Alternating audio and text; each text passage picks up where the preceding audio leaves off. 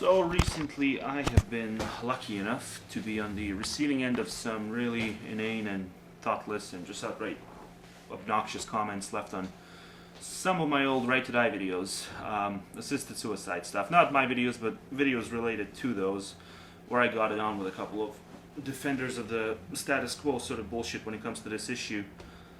So I figured, in light of that, what better time to revisit and to polish up arguments for the legalization of euthanasia use for pretty much any adult who isn't batshit insane.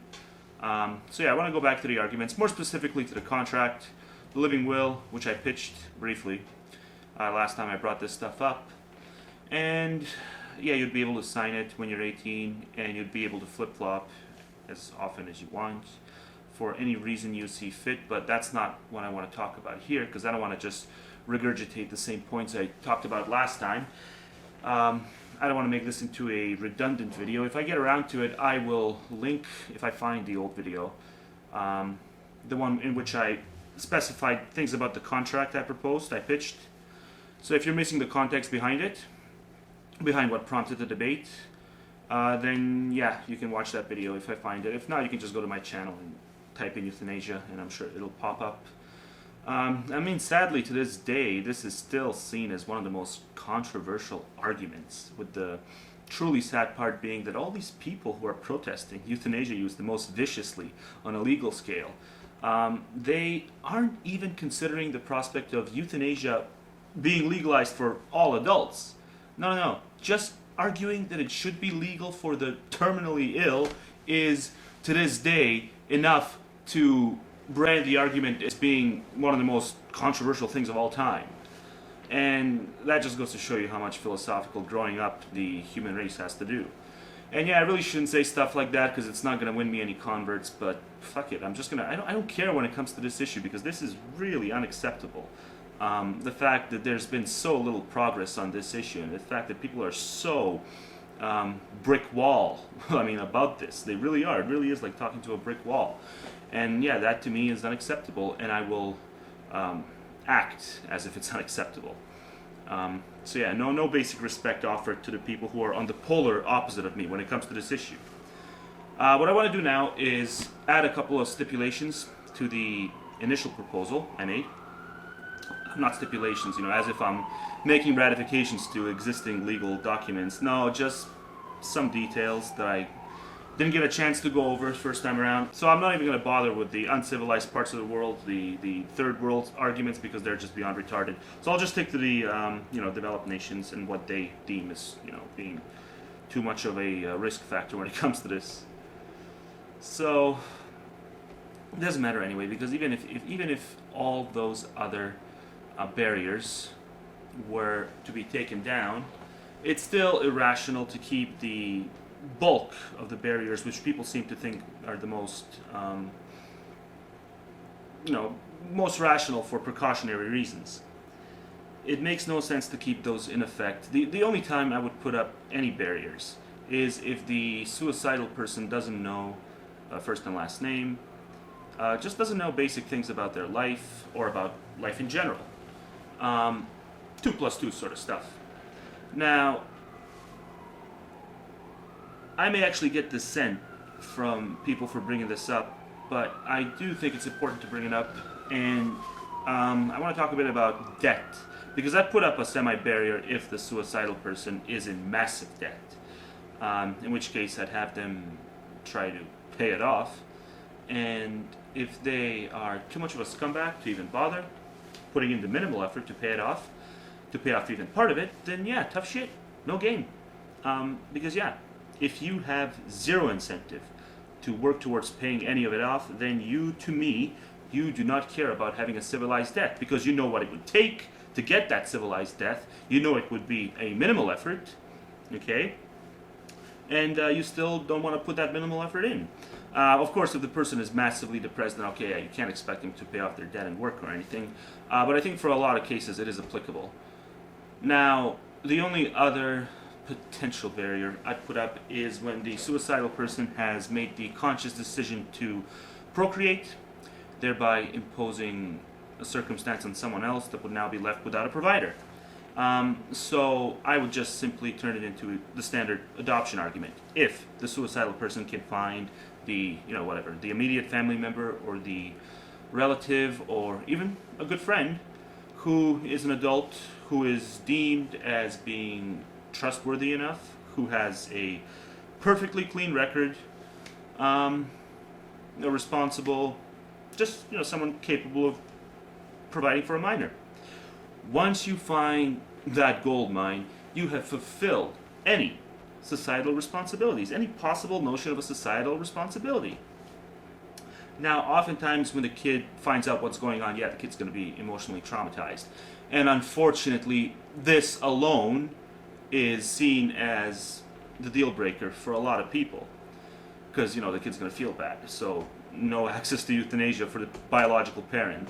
And I would simply argue that no amount of emotional burden comes close to justifying the removal of the option on a legal level of a painless civilized death for the biological parent, because it essentially, you're forcing the parent to keep living just to avoid the inevitable at some point down the road.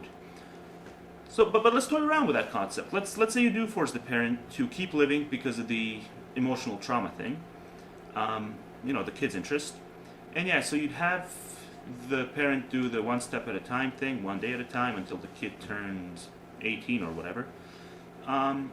What's going to happen is you're likely just going to cause more long-term suffering.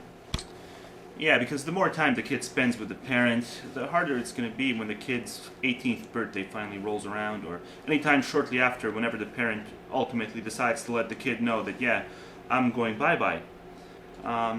So, you don't want to delay the inevitable. The more years they spend together, chances are you're just going to have them become more attached to each other, most of the time, obviously. If, there's a good number of, dysfunctional families, so they may not be able to stand each other, and they may fall out to the point where the kid might not even care if they find out that the parent's dead. So in some cases it's not going to be a problem, but unless you're living smack in the middle of crackdown or something, that scenario is not going to be the standard operating procedure, and the scales are way too disproportionate to worry about it when we're talking about a legal contract. So even when we are dealing with minors, it is actually worse to, more often than not, it's worse to keep the biological parent around if the biological parent doesn't want to be around long term. And if you disagree with that, then you are being short-sighted. And just keep in mind, there are lots of people who aren't suicidal, who are silly enough to be desperate to have kids, okay? And who are unable to have kids of their own. And at the same time, they are perfectly content with the prospect of adoption.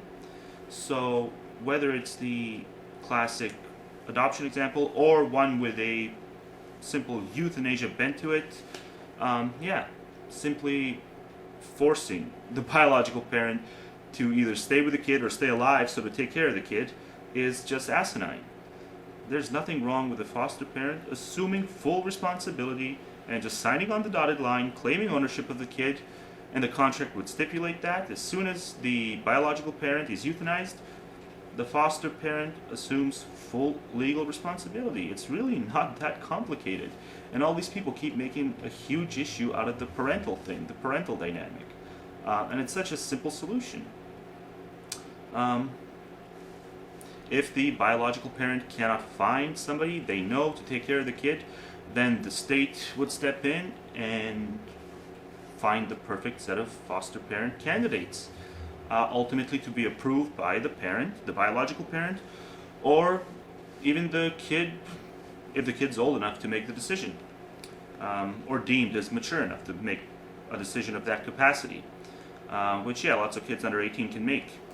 So you do the adoption thing, you do the debt thing to an extent, and that's it. You have fulfilled any possible responsibility to society. You do not owe anyone's feelings anything. Not legally, anyway. Okay? But you do own yourself. And you have the full right to act. You should have the full right to act legally on that ownership. Okay? And yeah, before anyone points out, owning yourself doesn't mean that you just get to avoid, paying taxes or something like that. Because when you work, you're typically using up resources, sometimes scarce resources, and you are depriving both the present and the future of those resources.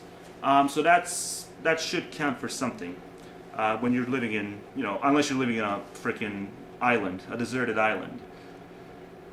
So yeah, unless the system does an entire overhaul, you'd also just end up freeloading off of the services that other people would still be taxed for, which you're no longer taxed for, amongst all the other stuff, which I'm just not going to bother wasting getting into here.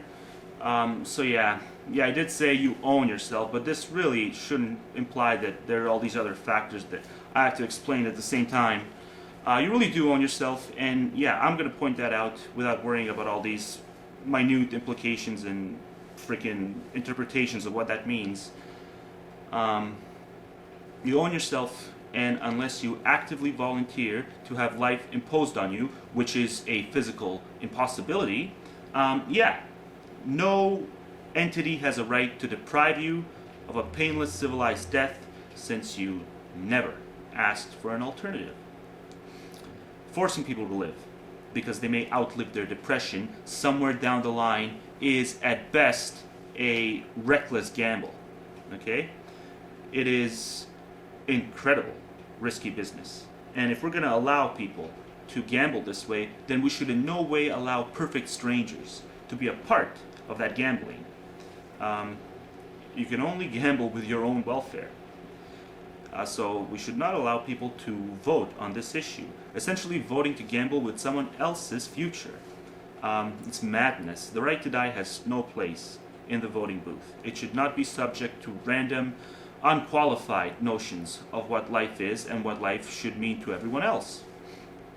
Because it tickles someone else's ass in a nice way, that someone is going to impose their notion on the entire society. These notions of life are mostly delusions, first and foremost, and I should be allowed to think they're delusions without being told that the actualization of that belief that I have, of that ultimate conclusion that they are delusions, somehow that actualization manifesting itself in the form of, people being allowed to euthanize themselves, that somehow should be an outright illegal activity. No, bullshit.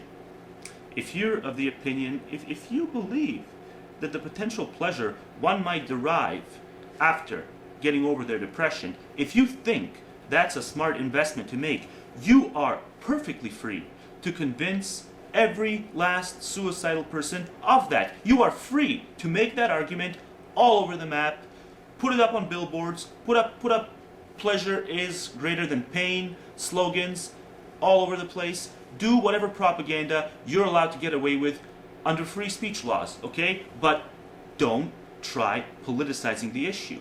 Don't try having it subject to majority opinion, majority vote, in terms of legality, because it's no different than any of this other vice crime crap, this excessive drug war bullshit, or nowadays people even are trying to outright ban cigarette smoking and secondhand smoke, even on private properties, anywhere.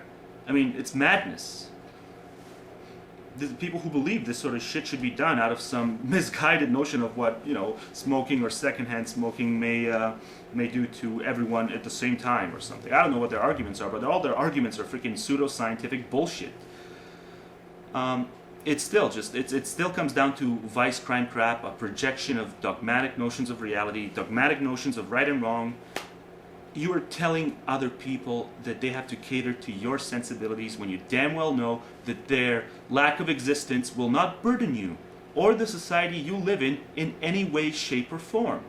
Okay? If anything, a suicidal person's premature exit will only save much needed taxpayer dollars, because we know that more often than not, most people are going to ask to check out right around the time when they, it's definitely going to be around the time when they start sucking up most of their social security benefits the most rapidly. When they enter that stage in which they develop hardships when it comes to the basics of life. a reasonable human being is going to look at that and is going to conclude that, yeah, okay, there's no point from here on out. I mean, what the hell? I can't even wipe my own ass anymore. I am freaking cooked. I'm done. And for the people who are perfectly happy having some nurse, stick around while some nurse wipes their ass for them on a daily basis, that's fine too. No one's suggesting that anyone should be pressured into doing anything they don't want to do. All that is being suggested here is that people like Kevorkian be allowed to do what he did without being thrown in prison, okay? Allow him to do what he did in that exact context, where he didn't seek anyone out, he did not brainwash any happy-go-lucky life livers or any lollipop lickers, nothing like that. No, they came knocking on his door, and they weren't insane, they weren't deluded, they were just mature adults making a decision to do with their lives as they please after their own assessment, without trespassing on the rights of anyone else, or without freeloading off of anyone else, or without their beliefs forcing everyone else to shut down operation of existing systems so that, they don't end up freeloading off of the services in effect. Any of those other things. No. This is the most clear-cut example of a freedom that will not result in any of those things. Okay? So, where was I? Before this rant. Yeah, this is simply not a violation of anyone else's rights. It's not a trespass. It is simple individuals deciding what they want to do with their own lives. Okay? So again, the amount this will save in terms of taxpayer dollars, right here, you got a huge positive. Okay? And obviously, I don't mean to blend it with the main positive. Obviously, the big positive is painless civilized death versus jump off the bridge type death. So yeah, but I do feel the need to point out the financial thing, because I think it's worthy enough of a consideration when making this argument, because a lot of people are pretty focused right now on the debt thing, and I'm sure a lot of other people are going to think that it's insensitive to even bring up the financial aspect of it when it comes to an issue this touchy, but I think it's still worth it. So if you're offended, I'm sorry, but I'm going to bring it up. The only real negative is the emotional burden on the family and the friends, but it is beyond crucial to refrain from blending emotional burdens with an attempt to take legal action in order to alleviate that emotional burden. The idea that it warrants legal action is depraved, and even if you do keep it illegal, all you're going to do is increase. You're just going to skyrocket the number of suicide attempts where the suicidal person has a gun to their head and only misses the vital nerve by a few inches. And that's some messy, painful shit you're endorsing. So yeah, restrict that crap by allowing an alternative, a rational alternative. So look, religion is obviously the number one enemy when it comes to this. It is directly responsible for all these morons being under the impression that they are perfectly well within their right to prohibit others from doing something which will not harm society in any way. Okay? And I'm going to keep stressing this. The key thing to keep in mind here is that this really is the most obvious, glaring example of a harmless to society type freedom still being massively restricted in the developed world, throughout the developed world, in the year 2011. Okay? Not just for, that's the thing though, even for people who are terminally ill. Not just for your average type, but even for the terminally ill in lots of the developed world, even to this day. So really, no excuse at all for this to have remained illegal for so long in the supposedly civilized world, especially for the people who are terminally ill. And if that harms your little deluded little sensibilities of how everyone has to view life, then you're actually going to have to make a logical argument explaining why your take on life, and more importantly, your take on the origins of life, okay, why that take is more realistic and accurate than mine or the majority of the people who are experts when it comes to this, okay, when it comes to this field, the field of life and its origins. So let's see you do that. Let's see you explain why a recognition of the fact that our biology is basically dominated and controlled by unintelligent forces, explain why it's irrational to spend some time actually taking that for what it's worth and pondering it, considering it, thinking about it, and it's worth a hell of a lot. And why it's somehow irrational to draw philosophical conclusions consistent to that recognition of the biology and what it does, instead of just acclimating to it and to its stupidity and its aphilosophical agenda, if you'll pardon the cliche, because it really has become a cliche around certain parts of the YouTube circles. Yeah, because if you just run with it, then you're no different than a pig rolling around in its own shit. Except for the obvious fact that you are different, because you obviously have the intelligence, you possess the intelligence, unlike a pig, okay? You're able to figure out that you should realize that it's maybe good to humiliate some of that agenda out of your system every now and then. And especially if you're talking about policies, and if you're advocating prohibiting certain things for other people. And especially if you have the tiny little bit of intelligence necessary to figure out that God is a fantasy, because as soon as you figure that out, the words unintelligent design should pop into your head, and those words have very distinct philosophical implications. And none of those implications, none of those consequences imply that we should force depressed people to keep living because they may outlive their depression at some point down the road, and that's going to be totally worth it. You know, if we keep pumping them full of chemicals, then, you know, they may even start chasing rainbows someday, and they'll totally thank us for it, because chasing rainbows is just that awesome. Or any of this other crap that's supposed to make up for the depression that we're forcing them to endure. Wise, come on, filter, fuck you. Come on, god damn it, how long has it been in this state? Okay, well, whatever, I'll keep talking. Yeah, outlawing euthanasia is the worst. This is the worst thing that you can possibly do. This is worse than outlawing drugs or any of these other... I mean, at least with drugs, you can at least make the argument that, well, you know, okay, the black market isn't really all that effective in that region, and we've actually had reports of impaired driving, accidents decreasing, since we've banned it. So yeah, let's keep banning it in this scenario, in this region. It's still bullshit, obviously, but with euthanasia, you're not even going to be able to rationalize even that much. Okay, there's nothing. There's only overly glorified notions of what life is and what the pleasure, what the addiction fulfillment should be, you know, how much other people should value the fulfillment of their addiction.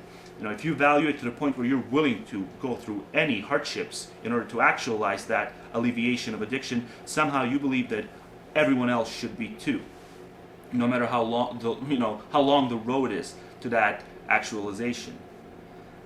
So go ahead, build your fantasies all you want. Just don't try to vote on other people's rights to do stuff based on those fantasies that you have, especially if you realize that God is bullshit and that there's no intelligent forces, there's no built-in fairness mechanism to the system, there's no nothing. I mean, if you honestly think that these people who you think you're saving, if you honestly think that they're just momentarily lackadaisical and they'll get over it, have the conversation with them, but don't try invoking the law. Because you think you know better, right? You know what's going to happen to them somewhere down the line.